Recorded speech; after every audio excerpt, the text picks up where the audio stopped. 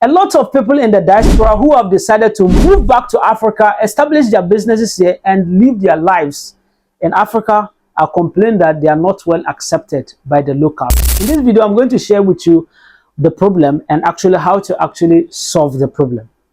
My name is Imoru Sadat. If this is your first time, kindly subscribe to the channel. Don't forget to press the bell button so that you get notified whenever I post any videos. If you want to buy a house in Ghana, you want to buy land in Ghana, check in the description of the video. You get my number, then reach me. Now, this is a big problem that we have people actually come online, especially the African Americans. They always, talk about how they are discriminated against in Africa. They say that, we are Africans, we came to Africa, we want to leave Africa and enjoy ourselves here. But at the same time, we get discriminated, we do this, and then they complain. Now, I actually want to give you one of the reasons. But before I give you the problem or tell you the reason, I would like to give you a story because some people may misunderstand me. In Africa, we have a lot of languages, and there's what we call tribalism. Specifically, Ghana, we have over 50 languages, and each language, probably we call it tribes. So tribes and language, we always refer the same. So each language have the way they speak, the way they do things. And for some languages, they have friendship between each other, and other languages, they have a little bit of drift among themselves. To some extent, we can call it hatred and stuff. So we even as Africans, we have this problem that we call tribalism. The way we handle it is the most important thing. But you as an African or someone living in the diaspora coming to Africa here, that you are going to be face this kind of issue. If you don't know how to handle it, you're going to have a problem. So we in Africa here, we have built, especially in Ghana, the northern region of Ghana, we have tribalism, different tribes in the northern region of Ghana. But the way we handle it is different. We handle our tribalism in a way of friendship. So we have Dagomba people making fun of Moshi people, calling each other slaves. A Moshi person can actually come and live in a Dagomba man's house and then be enjoying himself. And then he'll be ordering them, go and bring me food, go and bring me water. And he'll be calling the landlord his slave. And they will fight. It's normal. And they take it as a joke. The vice versa is true. Dagomba people also actually go to Moshi communities and go and be commanding the Mosi people like their slaves. Me, as Kotokoli man, I call Chokosi people, that's a certain language, Chokosi Obimobo people as my slaves. And I travel to one of their town, and I was just commanding them and insulting them. Then they were wondering, where from this guy that he's insulting us anyhow like that? Later they realized that I'm a Kotokoli person. I said, this guy. They couldn't do anything to me because it's fun. That's the way we handle tribalism. So the way we handle tribalism, it's just different. But people in the southern part of Ghana, Ashantis, Ewes, and the way they handle tribalism is also different. But in the nutshell, we handle tribalism in one of the chilly way, and that is why you people sit in the diaspora. You see Africa as the best place. It's not that we don't have problem, but the way we handle our problem is different. When I was younger, because I'm still young, I had admission to attend school in Tamale, and I am Kotokoli language. My parents, everything is Kotokoli language, and Tamale people are Dagombes. So I had admission to actually go study there, and I was advised never to mingle with Dagombes, because there's a history of bad things that actually happened between the two tribes. So we, from our perspective, we fear the Dagombes. We don't like our kids to mix up with them. So I was told all this, not to take them as friends, not to mix up with them. They are not good people. They are that, they are that. So I was given that kind of advice. And when I went to school for the past 2 years, I never took them as friends. I never mingled with them. I never ate with them. So if we were served food, I just take it to my hostel or I eat alone. I don't take them as friends. So after 2 years, I decided to open up and then accept them as my friend. And Charlie, when I accepted them as my friend, that is when I saw that the grass is greener at the other side. They are best people you can ever come across. Like, I really enjoy my company with them. I enjoy my friendship. Until date, my best friends are the Goombas.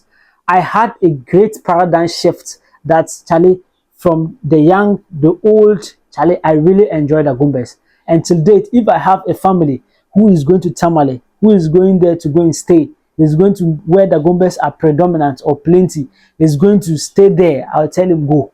And I give him the secret to actually living happily with the Goombas. Now, what am I telling you this story as an, someone in the diaspora? I'm telling you that If you are coming to Africa, you already have your own culture, your way of life. If you are coming to Africa and you want to be accepted as an African and enjoy yourself in Africa here, you have to be ready to allow yourself to learn and adapt to the as the people. Now, if you come to Africa here, you live in a secluded locations, you live in off-grid settlements, you live in let's say diaspora community where you don't actually mix with the locals. How do you expect yourself to be accepted in a community which you claim that it is yours?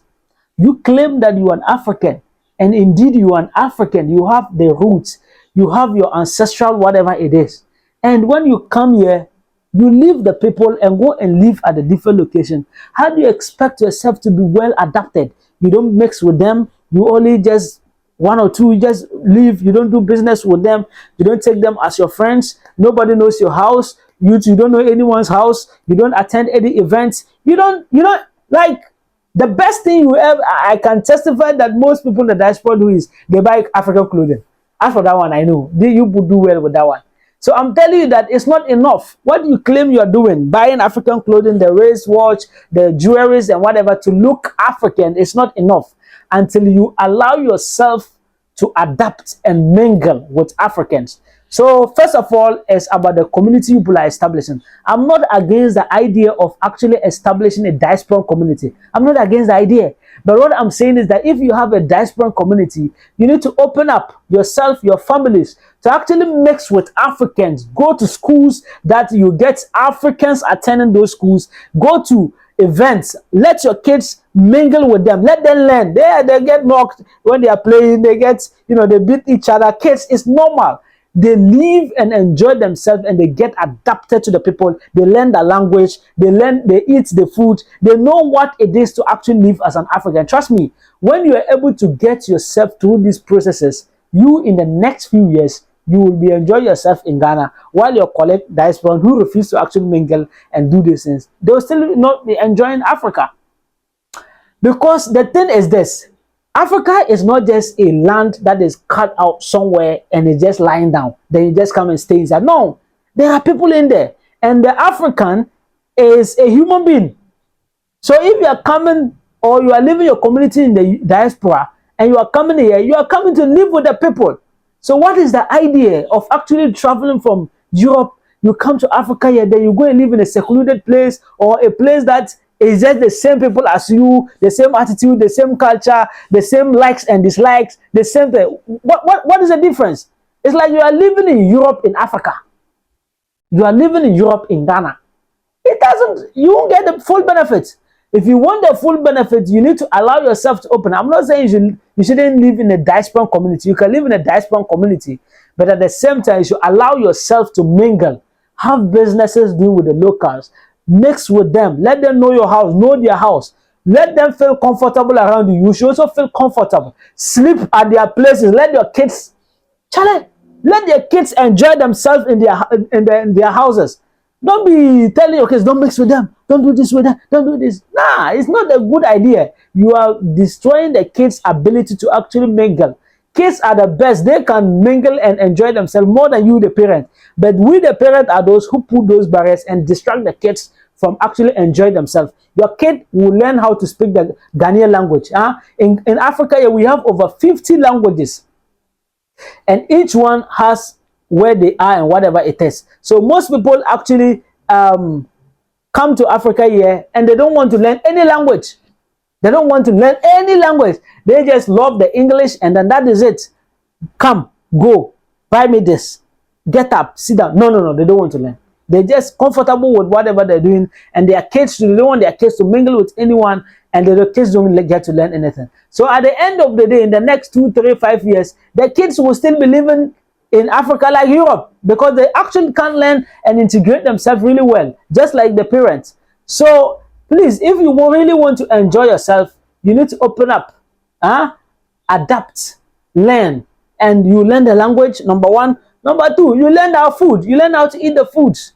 I know as for food here, you don't have to force anyone. A lot of people in the diaspora are really enjoying the African foods. And number three, the clothing, the way we dress and everything. It's not easy. Most people in the diaspora, when they come here, they want to wear shorts, and it's not good African. This immediately you just wear shorts. You wear shorts or undies and be walking around thinking that is normal. It's not normal here. It's not normal. So wherever you go, people go and look at you a certain way, and you don't blame them. You blame yourself for actual apparel like that. So look at a modest way an African actually dress and actually emulate that. And you know, you attend events, you attend occasions, you mingle with people, you let them feel comfortable around you. You also feel comfortable around them. You lower your expectation, you lower your pride, you lower a lot of things so that you can actually make good friends and enjoy yourself. This is your place. Africa is your place. So if you are not working to build it, and you only come when you taste a little, then you go around, go and complain and actually destroy the reputation. It's your own home. You are using your left hand to point at. Nobody is going to use his right hand to point at your house. We have Indians, we have different races. Have you ever heard any one of them, you know, condemn their people as the way we condemn our people? Nobody will ever make Africa nice for you if you don't make the African nice. So whenever you come to Africa, it is important you look at it. How can I actually adapt? Number one, language. Number two, food. Number three, making friends. And mingling. Allow your kids to also enjoy themselves. This way, you'll be able to enjoy yourself in Africa. This is how I did, and I actually enjoy myself in where and in Tamale. I enjoy my education, and today, even if I have a family member who is going to stay with the Gomez, I'll tell them to actually go and stay, because I've actually learned that the Gomez are the best people I actually enjoy myself staying with. So the same thing when you come to Africa. When you come to Africa, you have to actually learn these things, and you'll be able to enjoy yourself as well. My name is Imoru Sadat. If this is your first time, kindly subscribe to the channel. Don't forget to press the bell button so that you get notified whenever I post new videos. If you also want to buy a house in Ghana, you want to buy a land in Ghana, we have, you know, properties for sale. Check in the description. There's a playlist. You press on the playlist, you see your properties. If you also want someone to help you with due diligence before you buy any land or house anywhere, I'm expecting that. You can hire me and I'll help you through. If you also want to book me for consultation, I'm available for that as well. We have a company that handles building projects. If you also want to handle a building project, we are available for that as well. My name is Imoru Sadat. You're welcome to Business Trends Ghana. Subscribe to BTG Talking Business.